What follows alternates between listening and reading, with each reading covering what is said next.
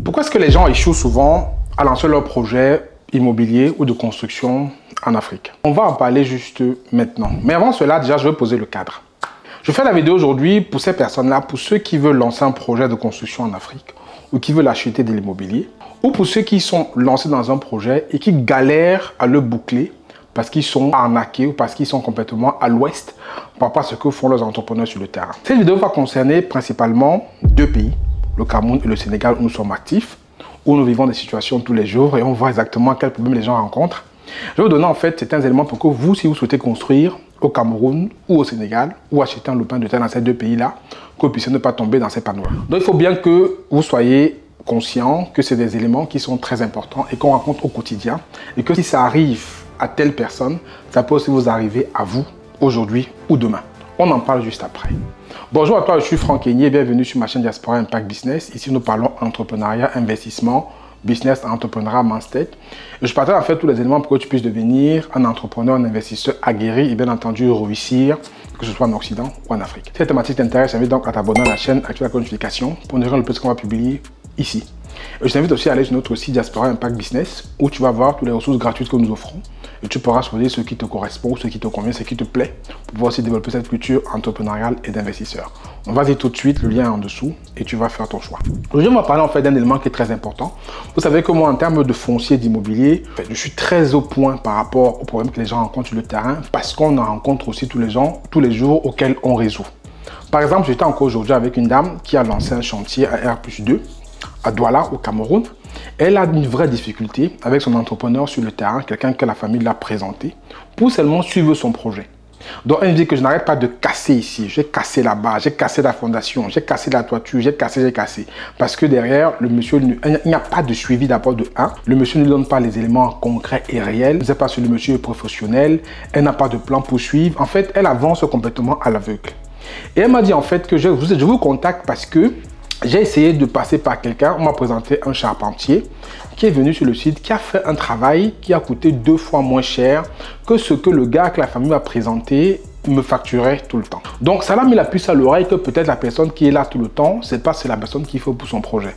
Donc elle a donc cherché, elle est donc tombée sur Diaspora Service Conseil, qui est notre entreprise qui accompagne les personnes justement au Cameroun dans ces projets-là. Elle nous a contactés, j'étais disponible, mon assistant m'a passé le téléphone, j'ai échangé avec elle, elle m'a donc soumis ces problèmes-là. Et c'est un problème en fait que les gens rencontrent tout le temps, surtout ceux qui sont en diaspora. Ils vont faire comment quand ils veulent construire? Ils vont d'abord commencer, s'ils ont déjà le terrain, à demander à la famille, si la famille ne connaît pas un entrepreneur, quelqu'un qui construit. La famille, bien entendu, comme ils voient le gombo, ils ne vont pas dire qu'ils ne connaissent pas. Ils vont vous amener quelqu'un qui est au quartier, qui a construit la maison de Paul, la maison de Jean, la maison d'Irène. Et partout où il a construit, il a fait de la grosse merde. Il a loupé partout. Mais comme c'est l'entrepreneur que tout le monde connaît, qui a été formé par ceux qui faisaient la merde avant, lui il fait la merde maintenant, il formera des personnes aussi qui feront la merde demain. Donc c'est une chaîne de personnes qui ne construisent que très mal, qui se forment comme ça et se passent des mauvaises habitudes tout le temps et c'est comme ça. Mais comme c'est une mauvaise habitude, les gens ne font pas attention, ils sont déjà habitués et ils font avec. Donc c'est comme ça qu'elle a rentré en contact avec cette personne-là. Et quand je lui ai expliqué comment est-ce qu'il fallait faire, je lui ai expliqué le processus, elle était complètement étonnée. Je lui ai dit voilà comment ça doit se passer normalement pour un projet comme le vôtre. Au départ, d'abord, il y a plusieurs étapes. Il y a d'abord la phase d'étude. Et c'est pour ça que je veux que vous compreniez comment ça fonctionne pour qu'on ne puisse pas tomber dans une erreur lorsque vous allez devoir construire demain. D'abord, quand vous voulez construire, vous avez déjà le terrain. Je suppose que vous avez déjà le terrain. La partie terrain, je n'en parlerai pas. Quand vous avez déjà votre terrain, vous voulez construire. Il y a d'abord une partie qui est la partie étude. Et ça, même quand vous faites de gros projets ici en Occident en tant que diaspora, vous faites d'abord des études. Mais les personnes ne veulent pas souvent dépenser pour les études. Bon, les études sont importantes et c'est essentiel. Donc vous commencez par les études. Dans les études, il y a quoi dans les études? Il y a plusieurs choses. Je vais détailler un par un. D'abord, il y a les études d'architecture. C'est-à-dire qu'il faut que vous ayez un architecte qui est DPLG, donc un architecte qui est inscrit à l'ordre des architectes, qui vous conçoit un bâtiment par rapport à vos besoins, par rapport à vos désirata, par rapport à ce que vous lui donnez comme information. Et vous fera des propositions par rapport à votre projet. Ça commence par là. Il va faire la conception architecturale. Maintenant, suivant les villes dans lesquelles vous voulez construire et suivant le projet, il y a ce qu'on appelle l'étude de sol. Vous devez faire l'étude de sol pour être sûr que, pour savoir comment dimensionner votre bâtiment au niveau de la calcul de structure. Donc, quand vous avez maintenant défini le bâtiment, plus études de sol, vous passez maintenant au niveau du calcul de structure. C'est là où on va calculer en fait tous les éléments pour pouvoir structurer votre bâtiment et pour qu'il tienne. Normalement, c'est un cabinet d'études ou un ingénieur génie civil inscrit à l'ordre qui va le faire et qui va le viser, le valider. Il y a des logiciels en fait, on va mettre tout ça dedans pour pouvoir donc essayer de comprendre comment ça fonctionne et tout ça. Donc en fait, dans l'étude de structure, pour qu'on définisse la taille des poutres, la taille des semelles, on définit tout ça par l'étude de structure. Maintenant, quand ça c'est fait maintenant, vous avez les études de tous les plans. Là, vous sortez tous les plans de votre bâtiment. Les plans de masse, les plans de fluide, les plans d'électricité, les plans de plomberie. Vous devez avoir tous ces plans-là qui doivent être plans de ferraillage. Il y a plein de plans en fait que vous devez avoir à la partie étude. Dans les sorties de la partie étude, vous devez avoir les plans architecturaux en 3D et les plans de distribution de chaque pièce. Vous devez avoir l'étude de sol si elle est disponible pour pouvoir faire l'étude de structure par rapport à votre bâtiment. Vous devez avoir toutes vos notes de calcul pour certifier que ce qu'on va concevoir, ce qu'on va construire va tenir. Maintenant, au-delà de ça, il y a bien sûr le permis de bâtir et tout ça. Bon, ça, je passe. Mais ça, c'est que vous devez avoir au minimum. Maintenant, quand vous avez ça et que c'est validé, on doit vous sortir des plans d'exécution. Vous savez ça, normalement, que l'entrepreneur que vous allez choisir va aller construire. Mais avant ça, il faut savoir qu'il y a 4 grands corps de métier quand vous voulez faire un projet. Il y a d'abord le maître d'ouvrage qui est vous, celui qui va donner l'ordre pour construire. Et l'assistant de maîtrise d'ouvrage, c'est celui qui a la compétence technique que vous n'avez peut-être pas sur un domaine particulier, qui vous assiste pour que vous puissiez avancer. Vous avez l'entrepreneur, c'est celui qui va construire. Vous avez le maître d'œuvre, c'est celui qui va contrôler. Donc, suivant un projet, normalement, il faut retrouver ces 4 composantes. Mais maintenant, quand vous allez faire tout ça, vous allez passer à la partie maintenant exécution. Vous devez avoir des plans d'exécution et celui qui est sur le chantier doit exécuter votre projet par rapport à ces plans-là. Et j'insiste qu'il faut avoir des plans. Vous devez demander des plans. Demandez des plans, ayez des plans. Parce qu'aujourd'hui, en Afrique, les gens qui travaillent sur le terrain n'ont pas cette culture de plan. Eux, ils travaillent, c'est dans la tête, où ils ont le plan qu'ils mettent ici, et qu'ils partent à la maison, ils partent avec le plan. Et pour que, est-ce que quelqu'un d'autre veut reprendre votre projet derrière, c'est très compliqué. Comme la dame que j'ai eue aujourd'hui, justement, elle n'a pas de plan. Elle me dit que le gars, il a les plans avec lui, je lui ai demandé, il m'a jamais envoyé. Donc, sinon, on doit reprendre le projet pour continuer. Comment est-ce qu'on va faire si on n'a pas de plan pour pouvoir interpréter ce qui s'est passé? On va devoir facturer pour refaire les plans. Et encore, c'est pas évident.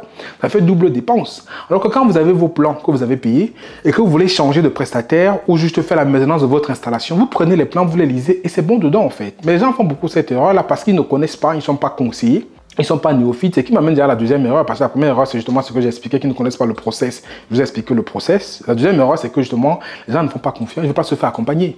Les gens ne veulent pas se faire accompagner par quelqu'un qui connaît. Si vous ne connaissez pas, prenez une entreprise qui connaît, qui va faire la partie assistante à la maîtrise d'ouvrage pour vous, et qui va pouvoir justement contrôler l'entrepreneur ou faire la maîtrise d'œuvre. Mais vous ne connaissez rien dans le bâtiment. Vous ne connaissez rien dans la construction. Vous ne connaissez rien dans les procédures de contrôle des travaux. Mais vous voulez vous-même, étant ici en France, construire. Est-ce que c'est normal? Comment vous pensez que c'est logique? Vous allez au pire peut-être prendre quelqu'un de votre famille qui va vous dire qu'il connaît, mais qui n'a aucune formation dans le domaine, qui n'a aucun diplôme, qui n'a jamais rien fait qu'on peut vérifier. Vous allez le prendre pour qu'il a contrôlé votre chantier. Après, quand le chantier sera mal fait, vous allez accuser qui? Moi, j'ai vu un projet au Cameroun où je vois des escaliers, il n'y avait aucun escalier qui ressemblait à l'autre. C'est un monsieur qui a pris quelqu'un de sa famille pour aller contrôler ses travaux. Mais comment tu peux prendre quelqu'un qui ne connaît pas comment on cultive le riz pour aller superviser une plantation de riz? Ce n'est pas possible. Mais beaucoup de personnes font cette erreur-là parce qu'ils ne veulent pas payer le service d'une entreprise qui est capable de faire le bon travail, le bon contrôle.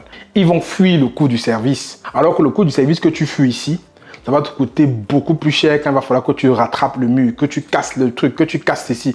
Ça va te coûter beaucoup plus cher que tu avais pris un professionnel qui savait bien t'orienter, qui te fait faire les bons choix, qui te dirige très bien.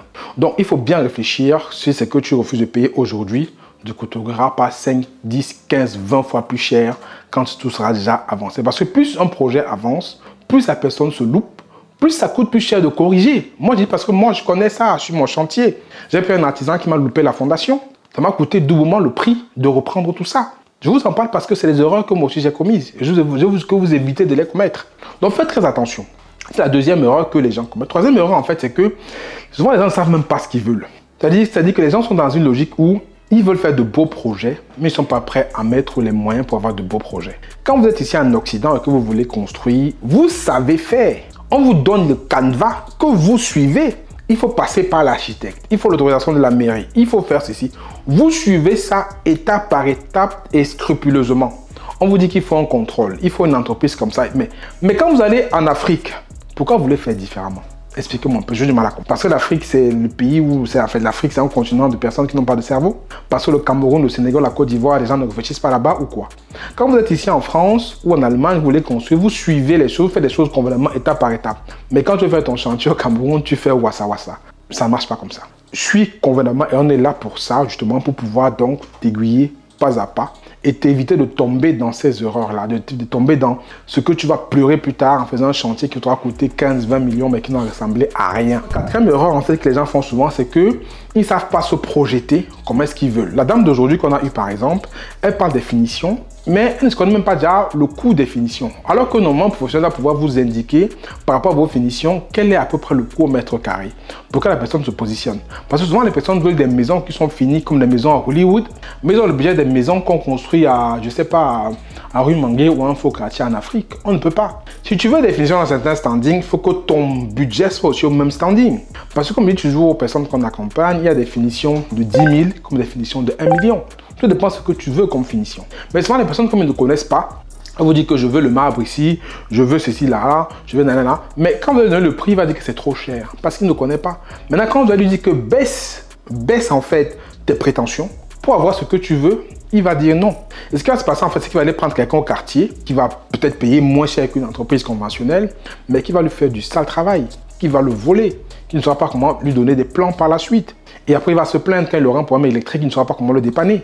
Après, il va se plaindre quand il y aura une fuite d'eau dans sa maison, il ne saura pas comment retrouver la fuite d'eau parce qu'il n'a pas de plan. Après, il va se plaindre parce qu'il va dire que celui qui a travaillé chez lui n'a pas bien fini. On a vu un chantier encore tout récemment où on n'a même pas 2 ans, il y a déjà des fissures sur le mur parce qu'il n'y a pas eu de contrôle.